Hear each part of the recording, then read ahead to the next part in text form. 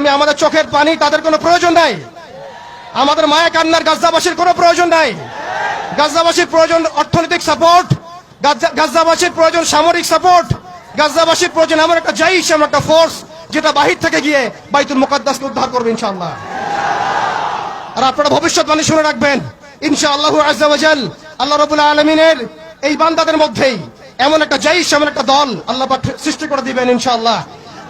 যেই দল, যেই জাইশকে পৃথিবীর কোন সেনাবাহিনী থামাতে পারবে না ইনশাআল্লাহ। শেষ পর্যন্ত তারা বাইতুল মুকাদ্দাস মুক্ত করেই ছাড়বে ইনশাআল্লাহ। শুধু সময়ের অপেক্ষা। তারা আমাদেরকে অপশন দিয়েছে, হয় আমাদের দাস হও, না হলে মরো।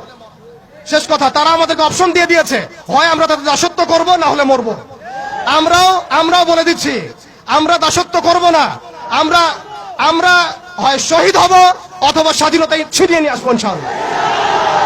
হয় আমরা শহীদ হব, না হলে স্বাধীনতা ছিনিয়ে নিয়ে আসবো ইনশাআল্লাহ। আল্লাহ পাক আমাদের বাংলা তাওহীদের জনতাকে কবুল করেন, আমিন।